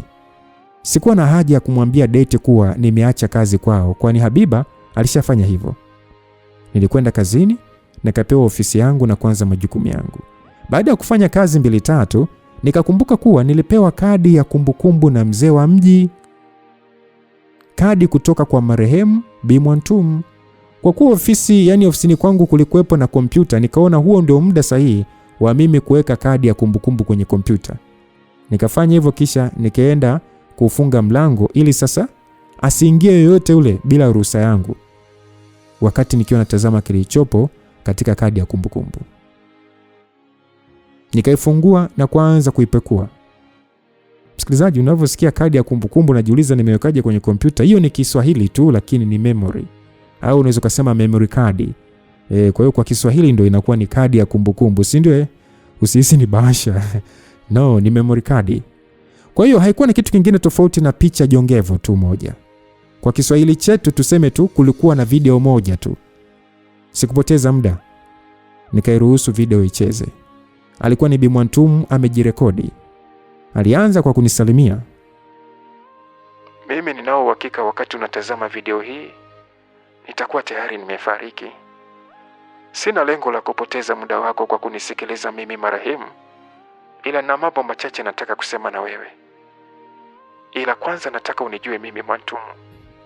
Sasa msikilizaji, kwa kukufanya usikie sauti vizuri ya hiyo video ambayo nilikuwa naitazama, maelezo ya Mwantum ilikuwa ni kwamba alisema ya kwamba nikiwa na umri wa miaka 10 tu, kundi la wanaume linivamia njiani wakati natoka shule. Walinibaka bila huruma. Kwa kuwa huduma za kiafya zilikuwa kama madini kijijini kwetu, sikupata huduma yoyote ile ya kiafya. Wazazi wangu kwa kukwepa aibu wakanitaka nisimwambie mtu mwingine yoyote tukio langu la kubakwa. Nilisoma mpaka nikamaliza elimu yangu ya msingi. Kipindi chote hicho niliwaona wanaume wote ni vichaa wanaojali jambo moja tu ambalo ni ngono. Ni kweli Mungu aliniumba na uzuri wa peke yangu, lakini bado haikuwa sababu ya walimu wangu wa sekondari kunitamani kiasi cha kunifelisha pale nilipowakataa. Niligeuka mtumwa wa ngono kila siku. Nilifanya vile ambavyo nilitakiwa kufanya. Kwa bahati mbaya walimu wangu wa sekondari wengi niliwaachia zawadi ya gonjwa la ukimwi. Walilala na mimi bila kujikinga. Sikuzaliwa nikiwa na ugonjwa huo, bali niliupata siku ambayo nilibakwa. Baada ya maisha yangu elimu ya sekondari kuisha, sikuendelea. Niliamua kutokomea mjini. Sikuja mjini kwa lengo la kutafuta maisha, bali kuwatafuta wanaume na kulipa kwa kile walichonifanyia. Nilifanya hivyo kwa miaka mingi sana. Niliwaruhusu kila aina ya wanaume wenye tamaa kukishika kiuno changu na kutumia mwili wangu kwa namna walivyotaka. Wengi wao waliupata ugonjwa huo, lakini mwisho nilikuja gundua kuwa kuwapa ugonjwa hilo wanaume kama kisasi. Waathirika wakubwa walikuwa ni wanawake ambao hawana hatia. wanawake ambao wameolewa na wanaume hao. Hivyo ikawa sababu tosha mimi kuacha kila kitu. Nikaamua kuhama mji na kuja huku. Baada ya miaka yote hiyo, sina ndugu yoyote anayejua huku nilipo.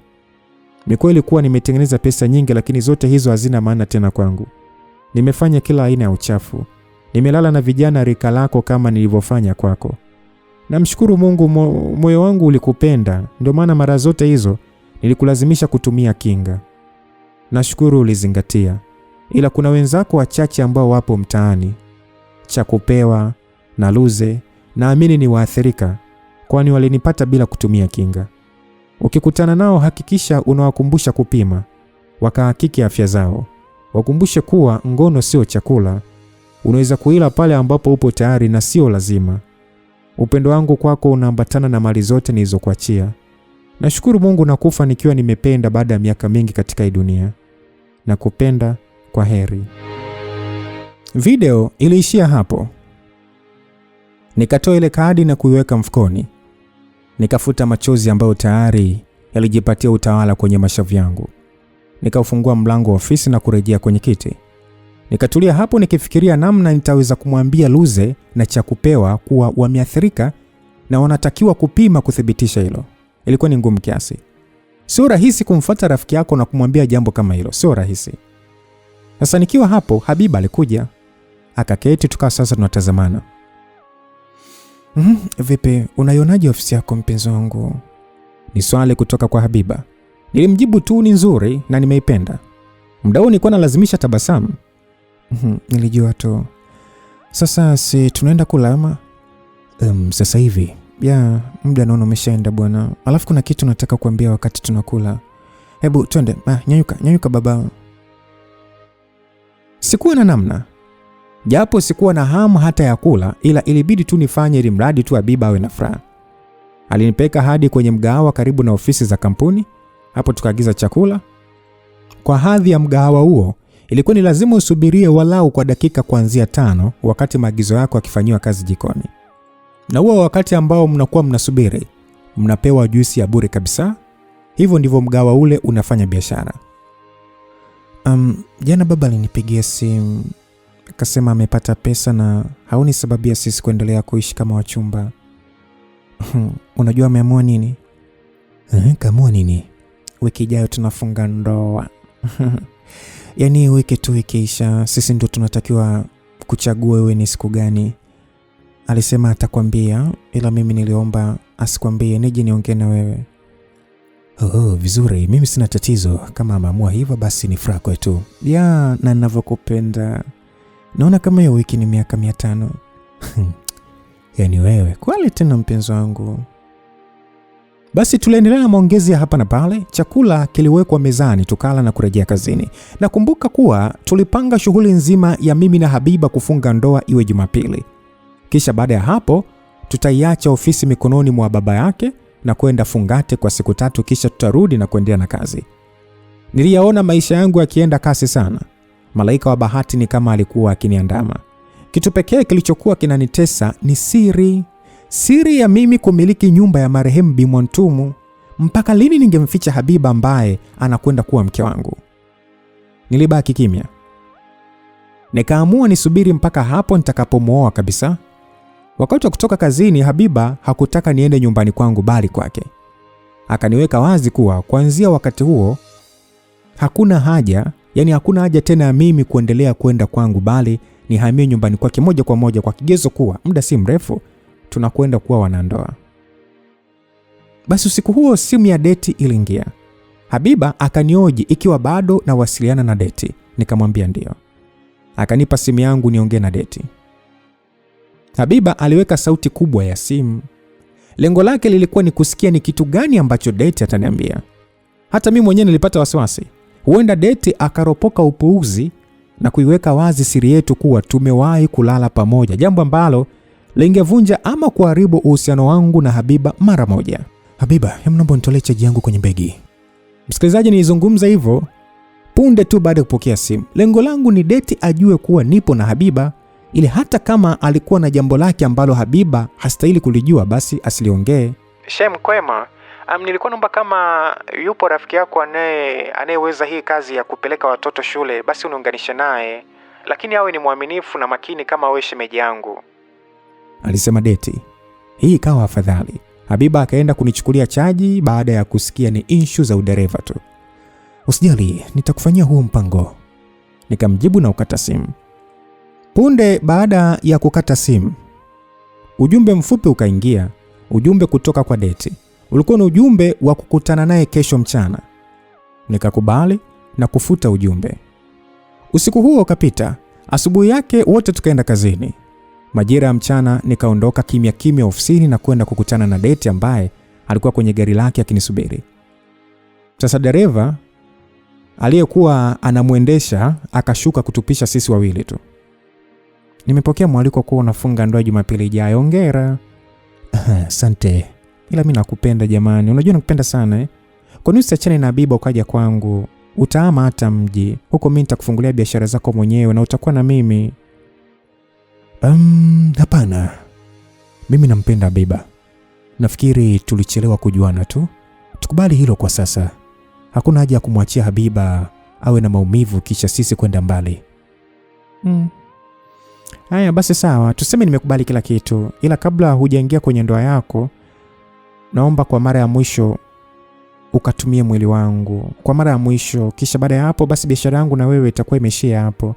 Mimi sitaki kuja kwenye ndoa yako nikiwa na hamu na wewe.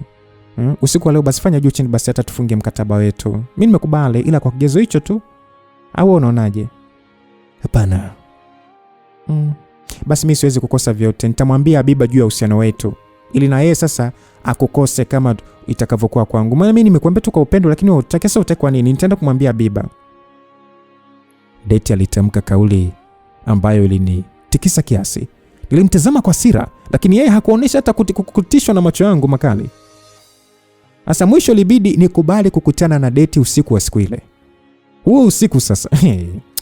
Nakumbuka mapema kabisa siku hiyo nilimwambia Habiba kuwa nitafunga safari ya kwenda mji wa jirani kuongea na rafiki yangu mkubwa issue ya yeye kuja na familia yake ili iwe kama familia yangu siku ya ndoa yetu. Sasa Habiba hakuwa na upinzani.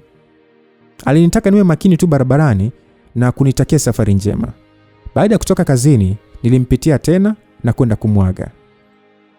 Hata mimi mwenyewe sitakuwepo nyumbani. Nitaenda kutana na rafiki zangu ili tupange namna shughuli yetu itakavyopendeza. Alidai hivyo Habiba, na mimi sikuwa na pingamizi. Nilitoka kazini na kuelekea moja kwa moja kwenye hoteli ambayo Deti alinitumia anwani kwa yupo hapo ananisubiri, na mimi sikupoteza muda nilifika. Nikaelekea hadi kwenye chumba alichokuepo. Akanipokea akiwa ndani ya taulo tu. Uzuri wake ndio ule ule wala hujabadilika. Bado alivutia vya kutosha. Ni kama vile alikuwa amenipania mno. Hakutaka hata kupoteza muda. Akaniwahi na kupata denda la moto mno. Kisha akanitupia kwa bed. Akalitupa taulo kando, akabakia kama alivyokuja duniani. Basi akanisasambua na mimi nikabakia kama yeye tu. Deti akasema ya kwamba nifanye kiasi kwamba ni asitokee mwingine akavunja rekodi yako. Alisema hivyo Deti huku sasa akiushika mnara wangu na kuufanya kama pipi. Baada ya kufanya hivyo kwa muda, akahamia juu yangu. Mnara wangu akaweka mawinguni. Kisha akarudia ile ratiba yake ya kuzungusha feni mithili ya mkono unaokuna nazi. Wakati huu feni yake ilikuwa na zile kamba ambazo zinatakiwa zikae kwenye feni. Zilinogesha sana kwa kile alichokuwa nakifanya. Baada ya kumaliza zamu yake juu, muda wangu ukawa umefika. Nikashika vema feni yake na kuweka usawa wa mnara wangu. Sikuwa na masiara bwana. Kwa hasira nikaanza kufanya kwa nguvu mno, nikihisi kama namkomoa. Nilisahau kitu kimoja bwana. Kuwa kufanya hivyo ni kumpiga chura teke. Kadri nilivyokuwa nikifanya kwa hasira ndivyo ambavyo Deti alionyesha kufurahia jambo hilo. Sasa tukiwa katikati ya jambo hilo, mlango wa chumba ukafunguliwa. Sikuwa na habari mpaka hapo aliyefungua mlango huo alipolitaja jina langu, na mtu mwenyewe alikuwa ni Habiba. Aise, aliniita jina langu mara kadhaa kwa uchungu mkubwa sana. Na mimi sikuweza hata kusema neno. Nipo kama nilivyokuja duniani. Mimi na Beti juu ya kitanda. Habiba akaondoka kwa hasira. Nikamuuliza Deti ya kwamba sasa umefanya nini? Nimuuliza Deti ambaye alionekana kutokushangaa ujio wa Habiba pale hotelini. Mimi ndo nilimuita hapa. Nashukuru Mungu amekuja na ametuona, alisema Deti huku sasa akinitaka niendelee na tendo. Aisee, nilitoka kitandani nikaa nimesimama sielewi kitu. Bado siku kadhaa za ndoa tu nafumaniwa. Tena sio kufumaniwa tu, Habiba ananifumania na rafiki yake. Bwana usiogope, hata ukiachana naye si mimi nipo kwa ajili yako, alisema Deti. Nilihisi kama ananipigia kelele tu. Nilifanya namna ya kuondoka zangu, nikamwacha Deti hapo hotelini. Sikuwa na nguvu za kwenda kuonana na Habiba. Niliamua kwenda nyumbani kwa Bi Mwantum na kutulia huko. Nililia kwa usaliti wangu nilioufanya kwa Habiba. Nikiwa hapo nilipigiwa simu na namba ngeni. Nilipopokea nikagundua ni mama yake na Habiba. Alinipigia simu na kuniambia nikae mbali kabisa na mtoto wake. Kwa maneno hayo nikajua wazi kuwa Habiba kaeleza kila kitu kwa mama yake. Huo ukawa mwisho wa mimi na Habiba kukutana tena katika maisha yetu. Sasa unaweza kujiuliza vipi kuhusu kazi? Ndugu yangu, hata kazi pia sikuwa na sababu ya kuulizia ikiwa nimefukuzwa ama vipi. Nilijua kuwa nilishajifukuzisha kazi mwenyewe. Kuna vitu vingine ukivifanya kazini kwako huna haja ya kuuliza bado uendelee na kazi ama ndo uendelee na mambo yako mengine. Mimi nakumbuka Habiba alinitumia ujumbe mfupi tu wa maandishi kuwa hata kama nilitaka kumsaliti, haikuwa na haja ya kumsaliti na rafiki yake wa muda mrefu. Msikilizaji, katika ujumbe Habiba akanipa na onyo la kukaa mbali naye, kwamba nisijaribu kumsogelea kwa sababu hana mpango wa kuhukumiwa kwa kesi ya mauaji. Kwa hiyo ilibakia hivyo. Deti alinitafuta na mimi nikampa onyo la kutokunisogelea, kwani sitaki niende jela kwa kesi ya mauaji. Licha ya onyo hilo hakujali, alizidi kunitumia jumbe zikawa nyingi na kunipigia simu kutaka kujua nipo wapi. Sikuwahi kumwambia wala kukutana naye toka nilipomwacha pale hotelini. Sasa mwezi mmoja bwana ukapita. Siku moja nikajikaza na kwenda kijiweni. Rafiki zangu wote walikuwepo hapo. Sikutaka kuzungumza kitu chochote. Niliwapa ile kadi ya kumbukumbu yenye video ya Bi Mwantum na kuwataka wakatazame. Nilifanya hivyo ili ikiwa kuna mwingine kati yao aliwahi kulala na Bi Mwantum, basi achukue umakini wa afya yake. Baada ya hapo niliamua kuuza nyumba ya Bi Mwantum na kuhamia mkoa wa mbali kabisa. Kwa sasa msikilizaji, mimi naishi maisha yangu katika misingi mitatu. Kwanza, uwazi, kujitambua na uaminifu katika mahusiano. Nashukuru Mungu nimeoa. Pia nilisikia Deti aliolewa bwana. Hata kwa Habiba pia nilisikia aliolewa. Na habari nzuri ni kwamba baada ya muda mrefu kupita nilipigiwa simu na Habiba. Nilimwomba msamaha na akaupokea. Akanieleza kuwa kila kitu kilichotokea baina yetu ilikuwa ni sehemu ya safari katika maisha, hivyo lazima tu tukubali na kusameheana. Baada ya kuongea naye akanipa simu niongee na Deti, ambaye naye alikuwepo na Habiba karibu. Deti aliniomba msamaha, nikaupokea. Baada ya mazungumzo marefu tukakubaliana tuandae safari ya mtoko kwa pamoja. Tukapanga kwenda Zanzibar kwa wiki moja kufurahia kusameheana kwetu. Sasa unaweza kujiuliza, je, mlienda Zanzibar? Jibu ni ndio. Nini kilifuata? Jibu lake ni kuwa ikiwa nitapataga muda wa kuweza kukutana na wewe kwa mara nyingine tena msikilizaji, nitakuelezea safari nzima ya Zanzibar. Safari iliyojaa kila aina ufundi kwenye vitanda vya hoteli tuliyofikia. Hata hivyo, wenye lugha yao walishasema ya kwamba hawara hatongozwi. Kwa hiyo bwana, mimi mpaka hapa nimefikia mwisho. Labda tu kama Mungu akijalia siku nyingine tukakutana, lakini mpaka hapa tumefikia mwisho. Na msiniulize jina langu. Ila tukikutana tena ndo mtaniuliza jina langu naitwa nani. Kwa hiyo mimi niwatakie afya njema na niwaombe tu jamani, lindeni afya zenu, sawa? Unaweza kawa na kila kitu kwenye haya maisha, pesa nini, lakini mwisho wa siku ukaona unavyo vyote lakini bado maisha hauyaenjoy. Linda afya yako, jipende na usifanye vitu kwa nia ya kuumiza wenzio, sawa? Yes, niseme tu kwa neema yake Mwenyezi Mungu atukutanishe kwenye simulizi zingine. Mtayarishaji wa hii simulizi ni Jumahiza na mimi ndiye kusimulia ni Lucas Lumbas kutoka Lumbas Simulizi. Niseme tu nitafurahi sana kukuona pia kwenye simulizi nyingine hapa Lumbas Simulizi. God be with you till we meet again. Bye bye.